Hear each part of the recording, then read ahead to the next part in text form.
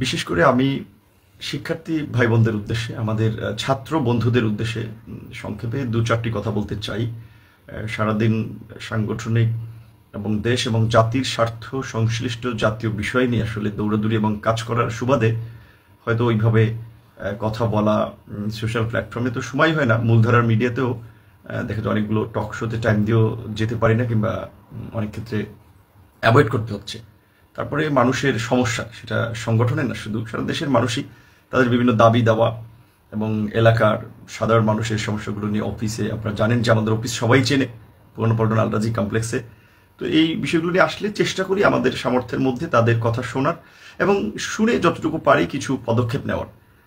কিন্তু বেশিরভাগ ক্ষেত্রে মানুষ এত ব্যক্তিগত সমস্যা নিয়ে আসে, কারো হাজব্যান্ড ওয়াইফের ডিভোর্স, কারো জায়গা জমি নিয়ে দ্বন্দ্ব, মামলার দ্বন্দ্ব, বিভিন্ন ইস্যু। এখন এইগুলো আসলে প্রথমত আমার ব্যক্তিগত পক্ষে আপনার সমাধান করাটা খুব ডিফিকাল্ট।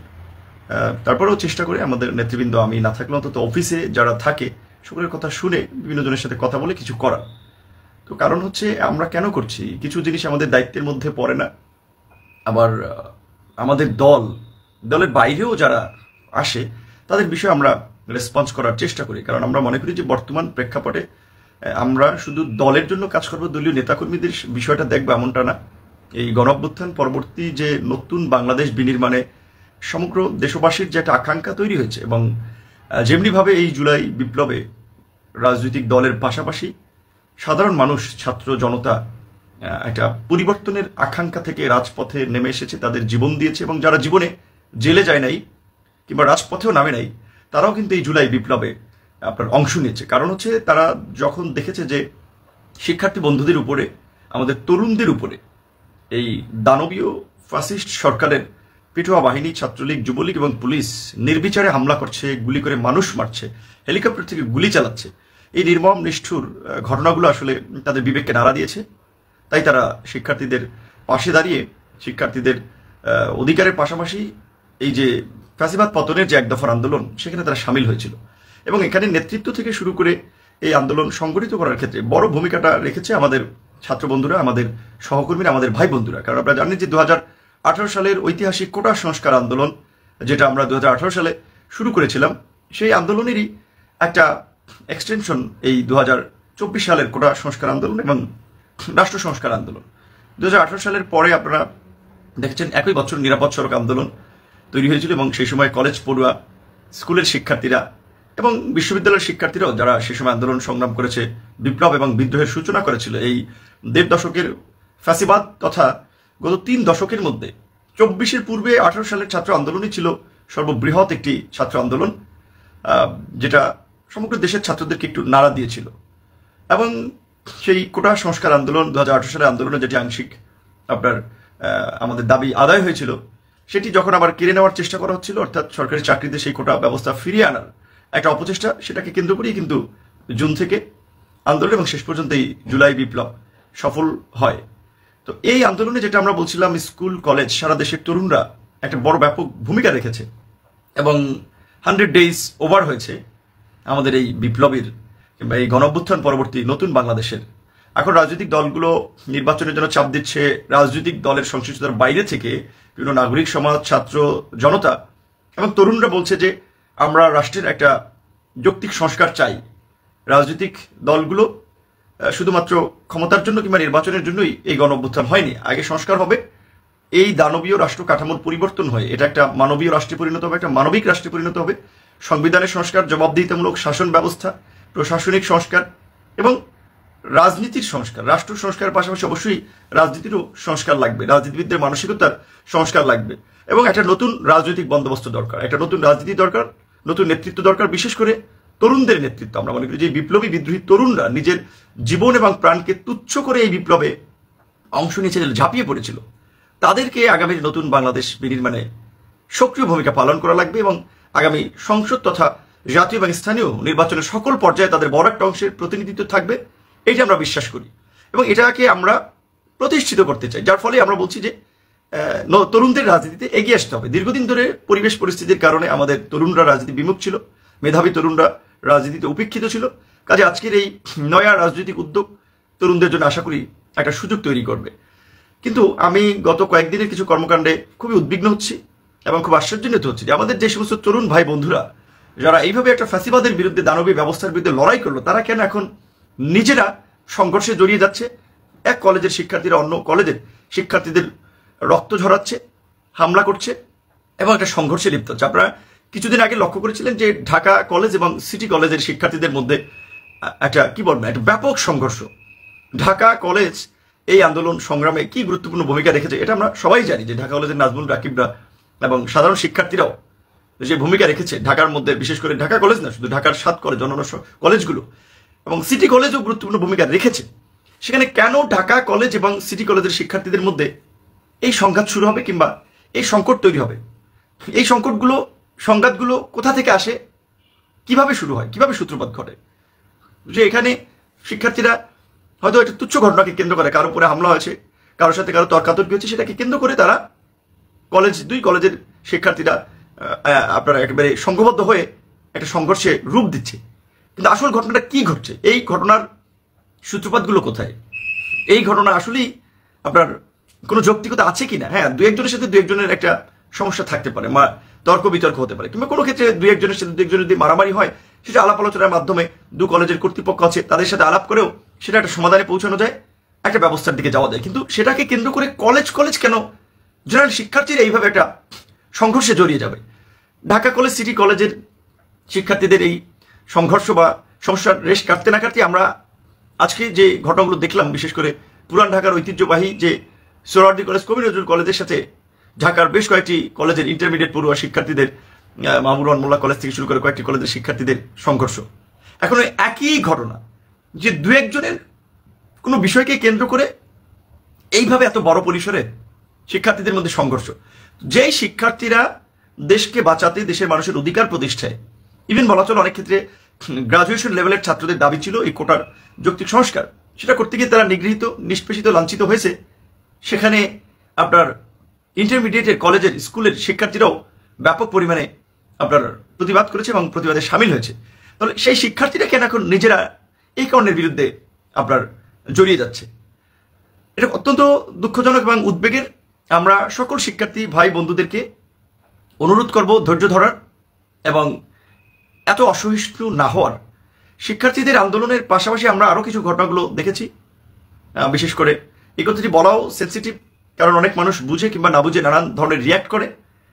কাজে আমি সেই সমস্ত অতি উৎসাহী রিয়্যাক্টের কিংবা যারা বুঝে না বুঝেই নানান ধরনের অতি উৎসাহী কথাবার্তা বলছেন তাদের এই সমস্ত রিয়্যাক্টে আমি মনে কিছু করি না। কারণ আমি এই গত 7-8 বছর ধরে আমার সহকর্মীদের সাথে, তাদেরকে সাথে নিয়ে স্রোতের বিপরীতেই কিন্তু লড়াই সংগ্রাম করেছি। ফ্যাসিবাদের বিরুদ্ধে আপোষ করিনি, সুবিধা নেই, নিজেদের কৌশলের সাথে টিকে থেকেই কিন্তু ধারাবাহিকভাবে একটা লড়াই সংগ্রাম করেছি, কখনো আপোষ করি নাই। কাজেই আমাদের কাউকে পরীক্ষা দিতে হবে না কিংবা কারো কাছে আমাদের চারিত্রিক কিংবা আন্দোলন সংগ্রামের সার্টিফিকেট দিতে হবে না।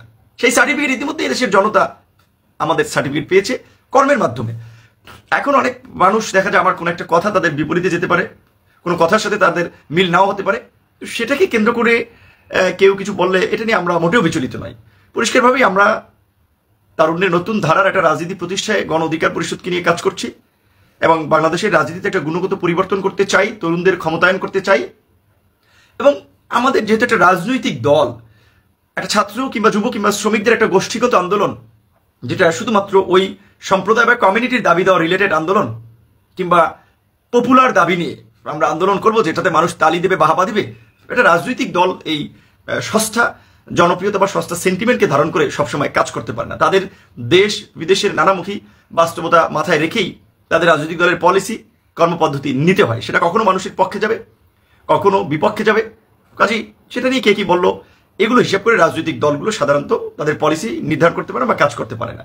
আমাদের মৌলিক লক্ষ্য উদ্দেশ্য এক, দেশের মানুষের জন্য সার্বজনীন শিক্ষা, অর্থাৎ উচ্চ মাধ্যমিক পর্যন্ত সকলের জন্য অবেতনিক শিক্ষা, সকলের জন্য স্বাস্থ্যসেবা নিশ্চিত করতে হবে, সকলের জন্য বাসস্থান নিশ্চিত করতে হবে। এদেশে কোনো মানুষ যেন আপনার অনাচার অবিচারের বৈষম্যের শিকার না হয়। রাজনৈতিক দল হিসেবে সেই বিষয়গুলো নিয়ে কাজ করতে হবে। আমরা ওই মৌলিক জায়গাতেই ফোকাস আছি। তো আমি যেটা বলছিলাম, এই শিক্ষার্থীদের আন্দোলনের পাশাপাশি এখন বিভিন্ন কমিউনিটির লোকজন, সেটা হোক আইনজীবী, সেটা হোক ডাক্তার, সেটা হোক শিক্ষক, তারা আপনার তাদের দাবি দেওয়া নিয়ে ব্যাপক আন্দোলন সংগ্রাম করছে। তাদের এই দাবি দেওয়ার প্রতি আমি পরিপূর্ণভাবে শ্রদ্ধাশীল এবং সহনশীল এবং একমত পোষণ করি। সম্মানের সাথেই বলছি যে 16টি বছর একটি সরকার ছিল, সেই সরকারের আমলে কিন্তু আপনারা এইভাবে আন্দোলন সংগ্রাম করতে পারেন নাই, এমনকি দাবি দেওয়াও আদায় করতে এইভাবে রাস্তায় নামতে পারেন নাই। নেমেছেন, পুলিশের টিয়ার সেল খেয়েছেন, ছাত্রলীগ যুবলীগ হামলা করেছে। যাই হোক, 15 বছর সেই সরকার কতটুকু পারত কি পারত না তারা বাস্তবায়ন করেনি। এখন জাতীয় ক্রাইসিস, যেখানে একটা অর্থনৈতিক চরম সংকট, সামাজিক একটা চরম সংকট, আইন শৃঙ্খলা পরিস্থিতির চরম বাজে অবস্থা, পুলিশ সহ আইন শৃঙ্খলা বাহিনী আপনারা দেখেছেন যে গত 15 বছরে যেভাবে 16 বছরে এই ফ্যাসিবাদের দালালি করেছে, অনেকে ফ্যাসিবাদের অংশ হয়ে গণবিরোধী অবস্থান নিয়েছে, আজকে তারা জনগণের সামনে দাঁড়াতে পারছে না আইন শৃঙ্খলা বাহিনীর সেই অংশটা। এবং যেভাবে এই ফ্যাসিবাদ বিরোধী আন্দোলনে বিশেষ করে পুলিশ সহ আইন শৃঙ্খলা বাহিনীকে জনগণ মোকাবেলা করেছে, তাদেরকে প্রতিহত করেছে। কাজে আজকে সেক্ষেত্রে আইন শৃঙ্খলা বাহিনীর জনগণের মুখোমুখি হওয়া নিয়ে একটা ভয় আছে, মানসিকভাবে কিছুটা বিপর্যস্ত, মনোবল দুর্বল। কিন্তু এটাও আবার মনে রাখতে হবে, পুলিশকে কিংবা অন্যান্য সংস্থাকে আমরা যতই গালি দিই, পুলিশ কিংবা আইন শৃঙ্খলা বাহিনী ছাড়া রাষ্ট্রের শৃঙ্খলা রাখা সম্ভব নয়। এখন এই জাতীয় সংকট থেকে যে একটা অন্তর্বর্তীকালীন সরকার হয়েছে, আমরা বলেছিলাম যে এটা একটা জাতীয় সরকার হওয়া দরকার, যেখানে আন্দোলনকারী অংশীজনদের একটা প্রতিনিধিত্ব এবং অংশগ্রহণ থাকবে, এবং যারা একটা নির্দিষ্ট সময় পর্যন্ত রাষ্ট্র সংস্কার এবং জনগণের অধিকার আদায়ে কাজ করে একটা অবাধ, সুষ্ঠু, নিরপেক্ষ নির্বাচন দিয়ে তারা বিদায় নেবে। যাই হোক, সেটা হয় নাই, কিন্তু তারপরেও এই সরকারকে আমরা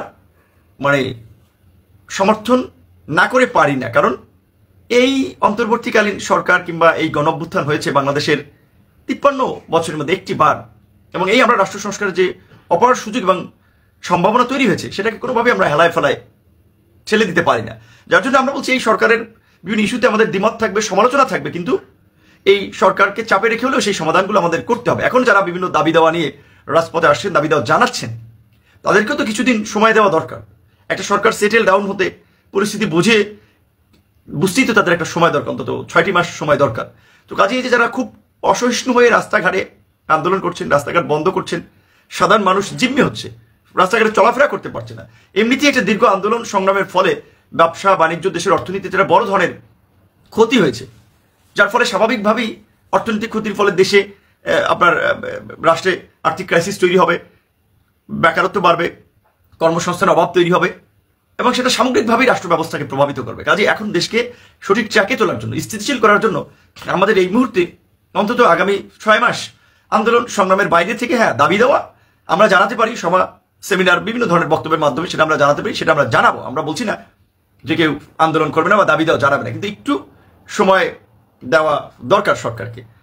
পাশাপাশি এই যে অসহিষ্ণু কর্মকাণ্ড, আমাদের পৃথিবীর বুকে বাংলাদেশের যে তরুণরা যে নতুন ইতিহাস রচনা করেছে, যেটা সারা বিশ্বের জন্য একটা রোল মডেল, বাংলাদেশের গণ অভ্যুত্থান অনেক দেশের তরুণদেরকে এনকারেজ করেছে। আমরা যেটা দেখছি পাকিস্তান সহ অনেক দেশের তরুণরা, যে সমস্ত দেশে এই রকমের কর্তৃত্ববাদী শাসন ব্যবস্থা রয়েছে, তার বিরুদ্ধে লড়াই করছে, বাংলাদেশ থেকে ইন্সপিরেশন নিয়ে।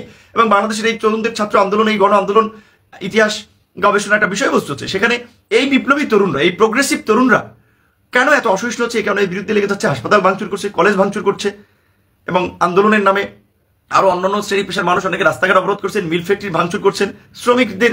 আমরা তো অনেকদিন ধরেই বলছি, এমনকি আমাদের রাষ্ট্র সংস্কারের কর্মসূচিতেও, যে এই বর্তমান দ্রব্যমূল্যের বাজারের সাথে শ্রমিকদের এবং সকল শ্রেণী পেশার মানুষের, চাকরিজীবীদের বেতন একটা সমন্বয় করা দরকার, বেতন বাড়ানো দরকার। তার জন্য তো কিছুদিন সময় লাগবে। এখন যেই মিল ফ্যাক্টরি বা অফিসকে কেন্দ্র করে আমার জীবন এবং জীবিকা, আমি যদি সেখানে ভাঙচুর করি, সেখানে অগ্নিসংযোগ করি, সেটা বন্ধ করে দিই, তাহলে তো আমার রুটি রুজি থেমে যাবে। এই যে বাংলাদেশের বিশেষ করে গার্মেন্টস সেক্টরে প্রায় 40 থেকে 45 লক্ষ লোক আপনার চাকরি করে, সেখানে হঠাৎ করে যদি এই গার্মেন্টস শিল্পটা বন্ধ হয়ে যায়, কিংবা আমাদের বিদেশি অর্ডারগুলো যদি বাইরে চলে যায়, কি পরিস্থিতি তৈরি হবে আপনারা ভাবতে পারেন? তো যার জন্য আমি সকলের প্রতি বিনয়ের সাথে অনুরোধ করবো, ধৈর্য ধরেন। আমরা এটাও কথা পরিষ্কার যে এই সরকারের কোনো বেনিফিশিয়ারি আমরা না, আমরা সরকারের পার্টও না। কাজে তারপরেও আমরা সরকারকে সহযোগিতা করছি যে স্থিতিশীল হয়ে সংস্কারগুলো করে একটা নতুন নির্বাচনের পথে হাঁটার জন্য। সেক্ষেত্রে যারা দাবি দেওয়া জানাবেন, তাদেরকেও সেটি বিবেচনায় রাখা দরকার। বিশেষ করে ছাত্র, তরুণ এবং যুবকদের একটা গুরু দায়িত্ব এই সরকারকে সহযোগিতা করে সাফল্যের দিকে নিয়ে যাওয়া। কারণ এই সরকার যদি ব্যর্থ হয়, সেটা বাংলাদেশে একটা নতুন বিপর্যয় বয়ে আনবে। এত রাতেও এটা ঠিক অনেকে নানা ধরনের কমেন্টস করেছেন, ইতিবাচক, নেতিবাচক, যারাই যে কমেন্ট করেছেন সকলকে আমরা স্বাগত জানাই। আমার পেজে প্রায় 17 লক্ষের উপরে ফলোয়ার। বাংলাদেশের বিদ্যমান রাজনৈতিক বাস্তবতায় 17 লক্ষের মধ্যে আমি বিশ্বাস করি, এবং এটা বাস্তবতা, 7 লক্ষ লোক আমাদের দল গণ অধিকার পরিষদ, ছাত্র যুব শ্রমিক অধিকার পরিষদ, প্রবাসী পেশাজীবী অধিকার পরিষদ সক্রিয়ভাবে করে কিনা সেটি নিয়ে অবশ্যই বাস্তবতা সেটি ভিন্ন হতে পারে। এখানে বিএনপির লোক আছে, জামাতের লোক আছে, ইভেন পতিত স্বৈরাচার এবং ফ্যাসিস্টের দোসর থেকে শুরু করে বিভিন্ন মত পথের মানুষ আছে। কাজী সবার কথা ভালো লাগবে না, সবাই সব কথা একমত হবেন না, সবাই নানা ধরনের সমালোচনা করবেন, অত্যন্ত যৌক্তিক। কিন্তু যারা কমেন্টস করবেন, সমালোচনা করবেন, তাদের মধ্যে একটা মার্জিত চিন্তা থাকা দরকার, একটা সুস্থ চিন্তা থাকা দরকার। কারো মতের সাথে আমার মত না মিললেই তাকে গালিগালাজ করা কিংবা কোনো একটা বিষয় সম্পর্কে না জেনে নানা ধরনের একজন সম্পর্কে বাজে মন্তব্য করা, সেটা যে কারো সম্পর্কে হতে পারে। এটা অত্যন্ত একটা বাজে মানসিকতা। নতুন বাংলাদেশ আমরা বিনির্মাণের কথা বলছি, এখানে আমাদেরও মানসিকতার একটা পরিবর্তন দরকার। রাষ্ট্র পরিবর্তন আগে নিজেকে পরিবর্তন করা দরকার। মানে আমরা যদি নিজেকে পরিবর্তন করতে পারি, আমরা সমাজকে পরিবর্তন করতে পারবো। সমাজকে পরিবর্তন করতে পারলে আমরা রাষ্ট্রকে পরিবর্তন করতে পারবো। আমাদের রাজনৈতিক চিন্তা চেতনার পার্থক্য থাকতে পারে, দল এবং মতের পার্থক্য থাকতে পারে, কিন্তু দেশের এবং রাষ্ট্রের মৌলিক প্রশ্নে কিন্তু আমাদের সকলকে একমত হওয়া প্রয়োজন। বিশেষ করে এই আওয়ামী ফ্যাসিবাদের পুনর্বাসন ঠেকাতে, ফ্যাসিবাদের উত্থান ঠেকাতে এবং এই গণহত্যার বিচার নিশ্চিতে যারা ছাত্র জনতার উপরে নির্বিচারে গুলি চালিয়েছিল, হামলা চালিয়েছিল, সকলের ছবি ভিডিও ফুটেজগুলো আমাদের কাছে আছে। আমরা অনেকে চিনি, তাদের পরিচয়গুলো আমরা সোশ্যাল মিডিয়াতে তুলে ধরি। তাদেরকে আমরা যে যেখানে দেখছি আমরা তাদের বিরুদ্ধে আইনগত ব্যবস্থা নিই, আইন শৃঙ্খলা বাহিনীর মাধ্যমে ধরিয়ে দিই। কিন্তু নিরীহভাবে নিরীহ কোনো মানুষকে আমাদের আবার হয়রানি করা ঠিক হবে না। তো যাই হোক, সেই কাজগুলো আমরা সকলের জায়গা থেকে, দায়বদ্ধতার জায়গা থেকে আমরা করব, কারণ আমাদের সকলের লক্ষ্য উদ্দেশ্য রাষ্ট্র সংস্কার এবং নতুন বাংলাদেশ বিনির্মাণ করা। আমরা গণ অধিকার পরিষদের জায়গা থেকে এক ধরনের চিন্তা করি, অন্যান্য রাজনৈতিক দল আরেক ধরনের চিন্তা করে, কিন্তু এই গণ আন্দোলনে অংশীজনদের মধ্যে চিন্তা চেতনার পার্থক্য থাকা সত্ত্বেও মৌলিক বিষয়টা বোঝাপড়া থাকা দরকার। তবে অবশ্যই আমার মতের সাথে না মিললেই কারো 14 গোষ্ঠী উদ্ধার করা, কারো বিরুদ্ধে গালিগালাজ করা, কাউকে একেবারে কথায় কথায় ফ্যাসিবাদের দোষর তকমা দেওয়া, এই ধরনের মানসিকতা থেকে বের হয়ে আসা উচিত। সবাই ভালো থাকবেন, সুস্থ থাকবেন। অবশ্যই যারা এতক্ষণ লাইভে ছিলেন তাদেরকে ধন্যবাদ, এবং লাইভটি শেয়ার করে অন্যদেরকেও দেখার সুযোগ করে দিবেন। অনেক ধন্যবাদ। আসসালামু আলাইকুম।